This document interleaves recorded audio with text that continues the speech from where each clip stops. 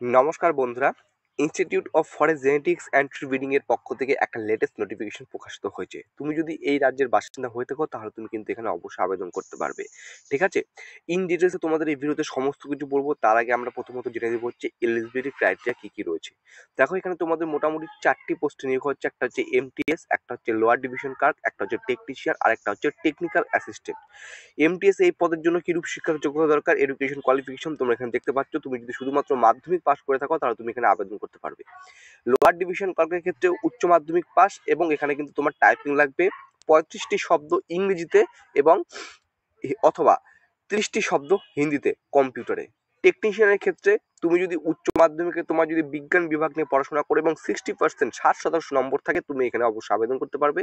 এবং technical assistant bachelor degree in science, ঠিক আছে, কোন কোন ফিল্ডে, এগ্রিকালচার, বায়োটেকনোলজি, বোটানি, ফরেস্ট্রি, জুলজিতে তুমি যদি ব্যাচেলার ডিগ্রি করে থাকো তাহলে তুমি কিন্তু এই টেকনিক্যাল অ্যাসিস্ট্যান্ট পদের জন্য আবেদনযোগ্য। 2 নম্বর দেখবো হচ্ছে এজ, বয়স। দেখো বয়সের কথা যদি বলি, এমটিএস এর ক্ষেত্রে 18 থেকে 27 বছরের মধ্যে হয়ে থাকলে তুমি এখানে অবশ্যই আবেদন করতে পারবে, ইউআর ইডব্লিউএস ক্যাটাগরি থেকে বিলং করলে।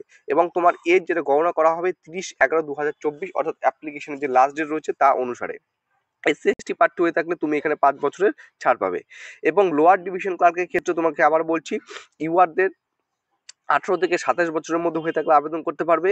এখানে কিন্তু এসসি এসটিদের ওবিসিদের জন্য কিন্তু কোনো ভ্যাকান্সি নেই। ঠিক আছে? টেকনিশিয়ান এই পোস্টের জন্য তোমার বয়স যদি 18 থেকে 30 বছরের মধ্যে হয়ে থাকে তুমি এখানে অবশ্যই আবেদন করতে পারবে। এবং পিডব্লিউডি যারা ইউআর এবং ইডব্লিউএস ক্যাটাগরিতে বিলং করে তাদের জন্য কিন্তু এখানে 10 বছরের ছাড় রয়েছে। এবং আমি তোমাদের বলবো কতগুলি পোস্ট রয়েছে এবং কোন ক্যাটাগরির জন্য কতগুলি শূন্যপদ বরাদ্দ রয়েছে সেটাও তোমাদের আমি ভিডিওতে বলবো। এবং এই অফিসিয়াল নোটিফিকেশনটি তোমরা কোথায় পাবে সেটাও তোমাদের সাথে আলোচনা করব। টেকনিক্যাল অ্যাসিস্ট্যান্ট এই পদের জন্য 21 থেকে 30 বছরের মধ্যে হয়ে থাকলে আবেদন করতে পারবে। এসসি প্রার্থী হয়ে থাকলে তুমি এখানে 5 বছরে কিন্তু ছাড় পেতে চলেছো। এরপর যেটা বলবো সেটা হচ্ছে এক্সামিনেশন ফি, ঠিক আছে, নন রিফান্ডেবল। এমটিএস এই পদের ক্ষেত্রে তুমি যদি ইউআর ক্যাটাগরি থেকে বিলং করো 500 টাকা, যারা ওমেন মহিলা প্রার্থী রয়েছে কিংবা এসসি এসটি প্রার্থী রয়েছে তাদের জন্য এখানে 250 টাকা। লোয়ার ডিভিশন ক্লার্কের জন্য ইউআরদের জন্য 1000 টাকা, ওমেন এসসি এসটি প্রার্থীদের জন্য হচ্ছে 500 টাকা। টেকনিশিয়ান এই পদের জন্য ইউআর ইডব্লিউএস ক্যাটাগরি থেকে যারা বিলং করে তাদের জন্য 1000 টাকা, ওমেন এসসি এসটিদের জন্য 500 টাকা। ঠিক আছে? এবার দেখো হচ্ছে টেকনিক্যাল অ্যাসিস্ট্যান্ট এই পদের জন্য হচ্ছে 1500 টাকা, ইউআর ইডব্লিউএস এর জন্য ওমেন এসসিদের জন্য হচ্ছে 750 টাকা। মাত্র 4 মাসে কিন্তু এই নিয়োগটা সম্পূর্ণরূপে হতে চলেছে, সেটাও কিন্তু আমি তোমাদের এই ভিডিওতে বলতে চলেছি। ঠিক আছে? এরপরে যেটা বলবো তোমাদের হচ্ছে এক্সামিনেশন প্যাটার্ন, অর্থাৎ কোন টপিক থেকে কোন পোস্টের জন্য কোন টপিক থেকে কতগুলি প্রশ্ন থাকবে। এমটিএস এই পদের জন্য জেনারেল ইংলিশ থেকে 25টি কোশ্চেন 25 নম্বর, রিজনিং থেকে 25টি কোশ্চেন 25 নম্বর, নিউমেরিক্যাল অ্যাপটিটিউড থেকে 25টি কোশ্চেন 25 নম্বর, জেনারেল অ্যাওয়ারনেস থেকে 25টি কোশ্চেন 25 নম্বর। সময় থাকবে 90 মিনিট এবং নেগেটিভ মার্ক রয়েছে। There will be negative marking 0.25 প্রতিটি, অর্থাৎ 4টি প্রশ্ন ভুল হলে 1 নম্বর কাটা যাবে।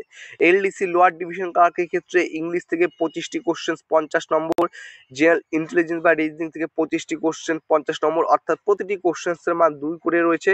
ঠিক আছে? টোটাল এখানে নাম্বার অফ কোশ্চেন 100 দেখতে পাচ্ছ এবং 60 মিনিট থাকবে সময়। নেগেটিভ মার্কিং থাকবে হচ্ছে প্রতিটি ভুল উত্তরের জন্য, ঠিক আছে, 0.50। চলো এরপরে যদি দেখি টেকনিশিয়ানের ক্ষেত্রে দেখতে পাচ্ছ 3 ঘন্টার টাইম থাকবে টেকনিশিয়ানের ক্ষেত্রে, অর্থাৎ 180 মিনিট। অ্যাওয়ারনেস থেকে 20টি কোশ্চেন 20 নম্বর, মেন্টাল অ্যাবিলিটি রিজনিং থেকে 20টি কোশ্চেন 20 নম্বর, জেনারেল ইংলিশে 20টি কোশ্চেন 20 নম্বর, অ্যাথমেটিক্স থেকে 20টি কোশ্চেন 20 নম্বর, বেসিক সায়েন্স থেকে 20টি কোশ্চেন 20 নম্বর।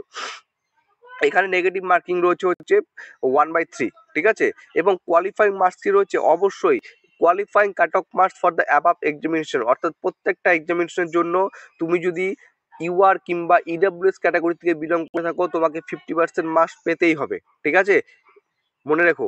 এবং qualify cut off marks will be 45% for general UR EWS physical handicap person with কমিটিসি অফ লোয়ার লিম্স। তো এখানে তোমরা দেখতে পাচ্ছ তুমি যদি ইউআর ক্যাটাগরি থেকে বিলং করো, তুমি যদি ইউআর বা ইডব্লিউএস ক্যাটাগরি থেকে বিলং করো তোমাকে কিন্তু এখানে 50% 50% নম্বর কিন্তু তোমাকে এখানে পেতেই হবে। ঠিক আছে? তারপরে এখানে যেটা বলেছে টেকনিক্যাল অ্যাসিস্ট্যান্ট এই পদের ক্ষেত্রে তোমরা এটা দেখে নিও। ঠিক আছে? রিটেন এক্সামের সিলেবাসটাও কিন্তু এখানে খুব সুন্দরভাবে তুলে ধরা রয়েছে। এবং তোমাদের বলবো যে মাত্র 4 মাসে যে এখানে নিয়োগ করা হচ্ছে সেটাও কিন্তু এই নোটিফিকেশনে খুব সুন্দর করে উল্লেখ করা হচ্ছে। নোটিফিকেশন তোমরা টেলিগ্রাম চ্যানেলে পেয়ে যাবে। এবং অনেকে প্রশ্ন, যদি আমি জবটা পেয়ে যাই তাহলে আমার পোস্টিং কোথায় হবে বা কোথায় আমি কাজ করব? এটা হচ্ছে all India service liability. Candidate selected for appointment are liable to serve anywhere in India. ভারতের যে কোনো জায়গায় তোমাকে কিন্তু কাজ করে সার্ভিস দিতে হবে, ঠিক আছে। India, all this post carry all ইন্ডিয়ার সার্ভিস লায়াবিলিটি। ভারতের যে কোনো জায়গায় তোমার কিন্তু এখানে পোস্টিং হতে পারে। তো এখানে টেন্টেটিভ যে একটা প্ল্যান রয়েছে রিক্রুটমেন্ট প্রসেস, তোমরা জানো 8ই নভেম্বর থেকে অ্যাপ্লিকেশন শুরু হয়েছে। অ্যাপ্লিকেশনের লাস্ট ডেট হচ্ছে 30শে নভেম্বর। তোমাদের যে রিটেন এক্সামিনেশন হবে সেটা হচ্ছে জানুয়ারি 2025, মানে নভেম্বর মাস, ডিসেম্বর, জানুয়ারি অথবা ফার্স্ট ফোর্টনাইট অফ ফেব্রুয়ারি। এরপর তোমাদের ডকুমেন্ট ভেরিফিকেশন হবে ফেব্রুয়ারি মাসে। তোমাদের ফাইনাল রেজাল্ট দেওয়া হবে মার্চ 2025, অর্থাৎ নভেম্বর 30 তারিখ অব্দি যদি ফর্ম ফিল আপ হয়, সেটা যদি বাদ দেওয়া হয় ডিসেম্বর, জানুয়ারি, ফেব্রুয়ারি, মার্চ, আর 4 মাসের মধ্যে তোমাদের কিন্তু সম্পূর্ণ নিয়োগটা এখানে করা হবে। যে কোনো ভারতীয় নাগরিক তুমি এখানে অবশ্যই আবেদন করতে পারবে, ঠিক আছে। তুমি যে স্টেট থেকে বিলং না করো, তোমরা এখানে প্রত্যেকে আবেদন করতে পারবে। এবং তোমাদের একটা কথা এখানে বলে রাখছি যে এখানে কিন্তু কোনো ওবিসি ক্যাটাগরি থেকে তোমরা যারা বিলং করছো, তোমরা কিন্তু এখানে আবেদন করতে পারবে না। কারণ আমি যদি এখানে ডিটেলমেন্টটা তোমাদের যদি এখানে দেখাই, পোস্ট ওয়াইজ এমটিএস পদের জন্য টোটাল শূন্যপত্র হচ্ছে 8টি, যেখানে ইউআরদের 5টি, এসসিদের 2টি, এসটিদের 1টি, ওবিসিদের কোনো শূন্যপদ নেই। লোয়ার ডিভিশন ক্লার্কের শূন্যপত্র হচ্ছে 1টি, ইউআরদের জন্য 1টি শূন্যপদ বরাদ্দ। টেকনিশিয়ানের জন্য রয়েছে 3টি, ইউআরদের জন্য 1টি, ডাব্লিউসির জন্য 2টি। এবং টেকনিক্যাল অ্যাসিস্ট্যান্টের টোটাল শূন্যপদ রয়েছে 4টি, ইউআরদের 1টি, ডাব্লিউসির 2টি, এসসিদের 1টি। অর্থাৎ এক্ষেত্রে বোঝা যাচ্ছে তোমাকে কিন্তু ওবিসি যারা ক্যাটাগরি থেকে বিলং করছে, এখানে কোনো তোমাদের জন্য কিন্তু শূন্যপদ নয়। এবং ফাইনাল মেরিট লিস্ট কিসের উপর নির্ভর করে হবে? এই যে রিটেন এক্সামের যে মার্কস রয়েছে তার উপর নির্ভর করে কিন্তু তোমার এখানে ফাইনাল মেরিট লিস্ট তৈরি করা হবে, ঠিক আছে। তো আশা করছি ভিডিওটি তোমরা প্রত্যেকে দেখতে পেলে, প্রত্যেকে জানতে পেলে। এখানে একটা জিনিস দেখে নাও, এখানে নোট পয়েন্ট একটি রয়েছে, এই দেখো 6 নাম্বার পয়েন্টটা, merit list will be prepared on the basis of marks secured by the candidate. অর্থাৎ তুমি যে লিখিত পরীক্ষা দিচ্ছ তার মার্কসের উপর ভিত্তি করে তোমার কিন্তু ফাইনাল মেরিট লিস্ট তৈরি করা হবে। যদি তুমি ইচ্ছুক হয়ে থাকো, অবশ্যই তুমি এখানে আবেদন করতে পারবে এবং নোটিফিকেশনটি টেলিগ্রাম চ্যানেলে তোমরা পেয়ে যাবে। চলো ভিডিওটি শেষ করছি। জয় হিন্দ, জয় ভারত।